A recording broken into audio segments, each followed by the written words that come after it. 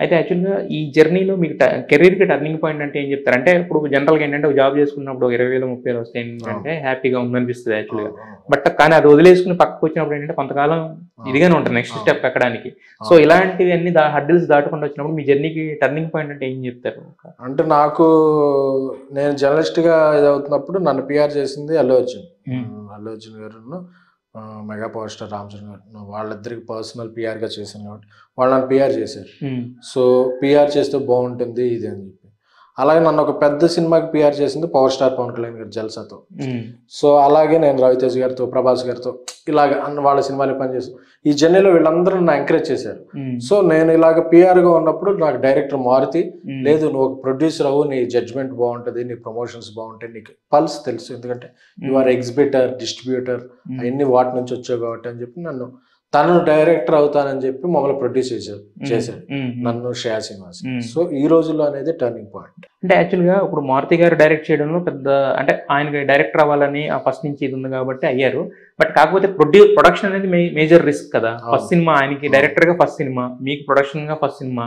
So మరి ఏ నమ్మకంతో మారుతి గారిని లైఫ్ అనేది రిస్క్, ఫ్రెండ్షిప్ లో ఏదో ఒకటి రిస్క్ చేయకపోతే ఎవరు ఉండండి.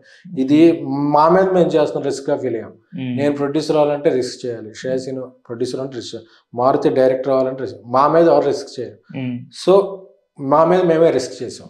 సో ఎప్పుడు వేరే రిస్క్ దేర్ ఇస్ రివార్డ్ అంటారు. సో మేము చేసిన రిస్క్ కి దక్కిన రివార్డ్ అది. కాకపోతే ఏంటంటే సార్, అంటే ఇప్పుడు మన దగ్గర 4 కోట్లు 5 కోట్లు ఉండి ఒక 50 లక్షలు 30 లక్షలు పెట్టి తీయడం అనేది రిస్క్ అవుతుంది. బట్ మనం ఒక మిడిల్ క్లాస్ నుంచి వచ్చి మన దగ్గర ఉన్నదంతా పెట్టి, ఎంత నమ్మకమైన ఉండొచ్చు, బట్ మన దగ్గర ఉన్నదంతా పెట్టి ఒక రిస్క్ చేయడం అనేది అది కొంచెం అవుట్ ఆఫ్ ద ఇది కదా. సో మరి అప్పుడు ఫ్యామిలీ నుంచి కానీ లేకపోతే వేరే వాళ్ళ దగ్గర నుంచి కానీ ఏమీ రాలేదు, ఇలా మేము ఒక 50 లక్షల్లో సినిమా తీస్తున్నాం, ఇలా మారుతిని ఇంట్రొడ్యూస్ చేస్తున్నాం అన్నప్పుడు అంత తక్కువలో సినిమా అయిపోద్ది అన్న వాళ్ళు ఉంటారు, హిట్ కొడతారు అన్న వాళ్ళు ఉంటారు, రకరకాల వినిపిస్తాయి కదా. మరి ఈ హెడ్డిల్స్ అన్ని దాటి ఒక సక్సెస్ కొట్టడం అనేది సినిమా తీసేవరకు చాలా మంది మేము సినిమా తీస్తున్నట్టు తెలియదు, చెప్పలేదు. మేము ఒక 2 years చేసాం. నేను మా దగ్గర డబ్బులు ఉన్నప్పుడల్లా సినిమా షూటింగ్ పెట్టేవాళ్ళం, అలా చేసుకుంటూ వెళ్ళాం. సో చేసుకుంటూ వెళ్ళి ఏదైనా సరే నాకు సబ్జెక్ట్ మీద నమ్మకం ఉంది, ఒక యూత్ లో ట్రెండ్ సెటర్ అవుద్ది ఆ సినిమా అని చెప్పి నమ్మకం ఉంది. సో ఆ సబ్జెక్ట్ మీద నమ్మకంతో ముందుకెళ్ళాం అనమాట.